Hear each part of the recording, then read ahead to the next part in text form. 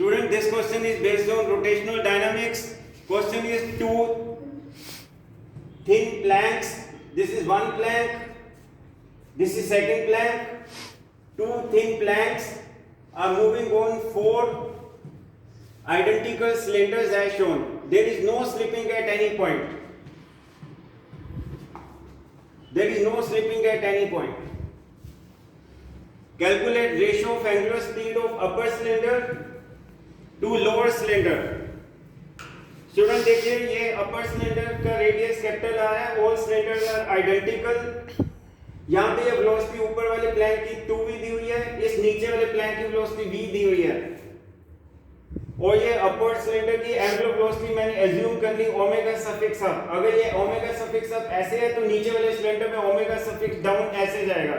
ये angular velocity अपर cylinder की, angular velocity downward cylinder की. ये अगर क्लॉकवाइज तो ये एंटी क्लॉकवाइज. अब सवाल है कि ये क्लॉकवाइज क्यों, क्योंकि ये 2v हमें दिया हुआ है, ये v हमें दिया हुआ है, ये डायरेक्शन ऑफ वेलोसिटी प्लैंक्स की दी हुई है. तो ये 2v है, ये v है, ये बिग है, ये स्मॉल है. तो देखिए ऐसे 2v को v की तरफ डायरेक्ट करो तो ये देखो ये क्लॉकवाइज जा रहा है. अब यहाँ पे ये v है और आपको पता है जो नो स्लिपिंग का मतलब है रोलिंग विदाउट स्लिपिंग, यानी नो स्लिपिंग. तो इसका मतलब ये पॉइंट ऑफ कांटेक्ट भी जो है रेस्ट पे है. इसको इसकी वेलोसिटी जो है 0 है. अब ये देखो ये वेलोसिटी v है, ये 0 है, तो ये v माइनस 0 तो ऐसे जाएगा. इसका ओमेगा एंटी क्लॉकवाइज ही बनेगा, इसका अपवर्ड का ओमेगा क्लॉकवाइज बनेगा. अब ये suppose call this point as a, call this point as b. अब यहाँ पे नेट वेलोसिटी 2v हमें दी हुई है. अब ये देखिए मैं दोबारा बना रहा हूँ, ये अपवर्ड सिलेंडर बनाया मैंने, ये सेंटर है अपवर्ड का, ये रेडियस r, ये वेलोसिटी सेंटर अपवर्ड सिलेंडर के सेंटर ऑफ मास की वेलोसिटी मैंने एज्यूम कर ली v1, सपोज v1. अब ये v1 है तो इसको तो हर पॉइंट पे लीनियर कंट्रीब्यूशन v1, यहां पे भी कंट्रीब्यूशन इज v1. ये तो मैंने ट्रांसलेटरी पार्ट देखा है. अब ओमेगा रोटेटरी कंट्रीब्यूशन, ये linear contribution, rotatory contribution omega suffix up. जिस पॉइंट पे भी कंट्रीब्यूशन देखना है उस पॉइंट को सेंटर से देखो ये कितनी दूरी पे है, ये पॉइंट सेंटर से कितनी ऊपर है r. तो इसका मतलब इस पॉइंट पे रोटेटरी कंट्रीब्यूशन कितना आएगा, omega suffix up into r. और इसकी डायरेक्शन कैसे जाएगी, ऐसे. ये देखो ओमेगा ऐसे तो ऐसे, और फिर ये ऐसे. तो b पॉइंट पे रोटेटरी कंट्रीब्यूशन कैसे आ जाएगा, omega suffix up into r, लेकिन इस डायरेक्शन में, क्योंकि ये पॉइंट भी सेंटर के विद रिस्पेक्ट टू r ही डिस्टेंस पे है. तो अब आप ये देखिए कि ये दोनों वेलोसिटी सेम डायरेक्शन में, linear contribution rotatory contribution continue to have same direction. Therefore total add हो गया. a पॉइंट पे velocity, this is point a, this is point b, तो a पॉइंट पे दोनों ऐड हो गए. और जो हमें क्वेश्चन में कितना दिया हुआ है 2v. फिर हमने बात करनी है b पॉइंट पे, एक ये वेलोसिटी है, एक ये वेलोसिटी है. अब दोनों में से अगर ये बड़ी है तो इसमें से घटाएंगे, ये बड़ी है तो इसमें से घटाएंगे, लेकिन इधर वेलोसिटी v है. क्वेश्चन में इस प्लैंक की वेलोसिटी v दी हुई है, इसका मतलब नेचुरली ये वेलोसिटी इससे बड़ी होगी. तो इन दोनों का जो रिजल्टेंट है, because these are pointing in opposite direction, so this minus this will give you v. So therefore omega suffix up into r minus v1 will be equal to v, यानी velocity at point d. अब हमें इनको add करोगे तो ये cancel हो जाएंगे.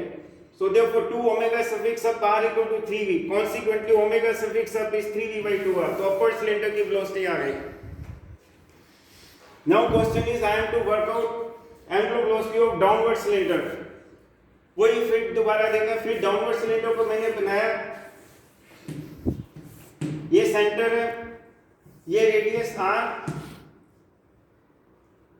यहां पे मैंने इस सिलेंडर की सेंटर ऑफ मास की वेलोसिटी v2 ली, हर पॉइंट पे ये v2, इसका हर पॉइंट v2, ये भी v2, ये भी v2, और फिर ओमेगा सफिक्स डाउन. अब ये तो linear contribution. Now I am to show rotatory contribution, omega suffix down इस तरफ जाएगा, तो ये omega suffix down into r, ऐसे ये ओमेगा सफिक्स डाउन है. देखो ये ऐसे, ये देखो ऐसे घुमाया और ये नीचे से इधर आएगा, तो इसको इस पॉइंट पे downward rotatory contribution is omega suffix down into r. लेकिन ये पॉइंट जो है instantaneous axis of rotation, instantaneous centre of rotation, इसको दोनों को कैंसिल होना होगा। इसको ना v2 minus omega suffix down are equal to 0, क्योंकि this point of contact is having 0 velocity और इन दोनों की डायरेक्शन सेम है, तो v2 plus omega suffix down into r same direction किसके बराबर v। तो ये दो अननोन है, इनको सब्ट्रैक्ट कर लिया, ये माइनस ये प्लस और ये कैंसिल, तो 2 omega suffix down r equal to v minus 0 is v, तो omega down is v by 2r। तो मेरे पास ओमेगा सफिक्स अप भी आ गया, ओमेगा सफिक्स डाउन भी आ गया। He has asked me ratio, तो डिवाइड किया तो ये 3 आंसर आ गया। Next question is a solid sphere with mass capital M and radius capital R is placed on plank of equal mass, दोनों के mass equal है, प्लैंक का मास भी कैपिटल M है, which lies on smooth horizontal surface. The sphere is given a sharp impulse in horizontal direction so that it starts sliding with speed v0. Find time taken by sphere to start pure rolling on plank. Coefficient of friction between plank and sphere. Sphere और इस plank के upper surface के बीच में coefficient of friction mu है। ये वाले sphere को ये सरफेस पे म्यू है। अब हम बनाते हैं क्वेश्चन को। देखिए ये स्फीयर की वेलोसिटी v0 दी हुई है, प्लैंक रेस्ट पे है, स्फीयर की इनिशियल वेलोसिटी है और ये सरफेस रफ है, तो स्फीयर की वेलोसिटी v0 दी हुई है, इसमें कोई रोटेशन नहीं है, स्फीयर में कोई रोटेटरी कंट्रीब्यूशन नहीं, सिर्फ ट्रांसलेटरी मोशन दी है। इसको रोटेटरी कंट्रीब्यूशन तो ओमेगा r तो 0 हो गया, ये 0 है, लेकिन v0 इज हियर, दोनों को कंपटीशन है, दोनों को कंपेयर करो, ये 0 है ये v0 है, तो ये ग्रेटर हो गया, इसका फॉरवर्ड स्लिपिंग, तो स्फीयर की फॉरवर्ड स्लिपिंग होगी तो इसका तो फ्रिक्शन पीछे की तरफ होगा, तो ये फ्रिक्शनल फोर्स, फ्रिक्शनल फोर्स आप जानते हैं म्यू इनटू n होता है, n नॉर्मल डायरेक्शन। अगर आप स्फीयर बनाए, ये सेंटर ये mg हो गया, ये स्फीयर को नॉर्मल डायरेक्शन प्लैंक से मिलेगा, तो upper force equal to downward force, इसको n की वैल्यू तो mg है, लेकिन फ्रिक्शनल फोर्स का फार्मूला क्या होता है म्यू इनटू n की वैल्यू कितनी है mg, तो इसका ये फ्रिक्शनल फोर्स स्फीयर पे है प्लैंक की वजह से, और ये फ्रिक्शनल फोर्स प्लैंक पे है स्फीयर की वजह से, ये फ्रिक्शनल फोर्स स्फीयर पे प्लैंक की वजह से, ये फ्रिक्शनल फोर्स प्लैंक पे स्फीयर की वजह से, दोनों action reaction pair, they action reaction pair are always present in different free body diagram. ये प्लैंक के ऊपर फ्रिक्शनल फोर्स है, हम कहते हैं कि फ्रिक्शनल फोर्स मोशन को अपोज करता है, लेकिन फ्रिक्शनल फोर्स मोशन को सपोर्ट भी करता है, फ्रिक्शनल फोर्स प्लैंक को सपोर्ट करेगा, फ्रिक्शनल फोर्स प्लैंक को एक्सेलरेट करेगा फॉरवर्ड डायरेक्शन में, लेकिन यही फ्रिक्शनल फोर्स स्फीयर को रिटार्ड करेगा, इसीलिए माइनस है। आप देखो वेलोसिटी v0 दी है, लेकिन इस फ्रिक्शनल फोर्स की वजह से सॉलिड स्फीयर जो है वो रिटार्ड करेगा, initial velocity v0 plus v is equal to u plus at, acceleration ये रिटार्डेशन है, तो ये माइनस म्यू जी हो गया इनटू t, और ये फ्रिक्शनल फोर्स को सेंटर की तरफ अगर आप घुमाएं, ये तो इनिशियल वेलोसिटी है, ये वेलोसिटी एट इंस्टेंट t है, ये फ्रिक्शनल फोर्स को सेंटर की तरफ डायरेक्ट करो, तो फिर इस फ्रिक्शनल फोर्स का टॉर्क बनेगा which is in clockwise direction, clockwise direction है, तो इसका तो इस स्फीयर की एंगुलर वेलोसिटी बन जाएगी, इस स्फीयर की एंगुलर वेलोसिटी, यानी ये फ्रिक्शनल फोर्स ट्रांसलेटरी मोशन को तो अपोज करेगा, लेकिन सॉलिड स्फीयर में फ्रिक्शनल फोर्स ट्रांसलेटरी मोशन को अपोज करेगा, लेकिन सॉलिड स्फीयर में यही फ्रिक्शनल फोर्स एंगुलर मोशन को सपोर्ट करेगा। इसको जो सॉलिड स्फीयर की इनिशियल एंगुलर वेलोसिटी 0 थी, t टाइम पे सॉलिड स्फीयर की एंगुलर वेलोसिटी कितनी होगी ओमेगा सफिक्स सॉलिड स्फीयर, और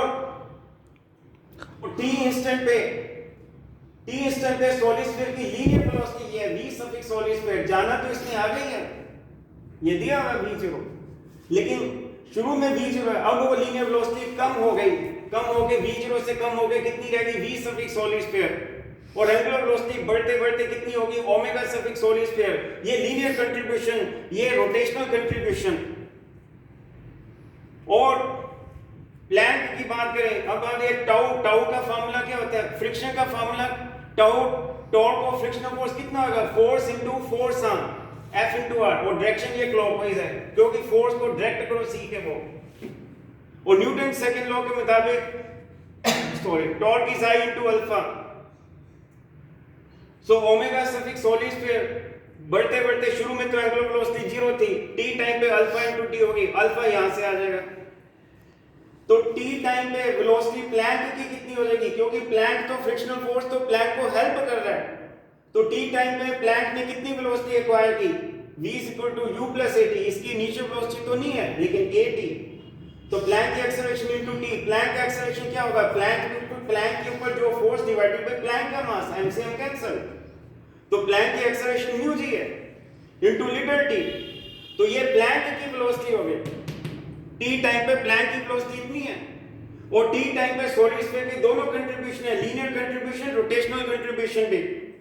लेकिन उसने क्वेश्चन ये पूछा, find time taken by sphere to start pure rolling on plank. Plank के ऊपर स्फीयर की प्योर रोलिंग में कितने टाइम में शुरू हो गए? तो वो तभी होगा ये वेलोसिटी और इस वेलोसिटी का डिफरेंस, यानी this minus this should be equal to v suffix Planck.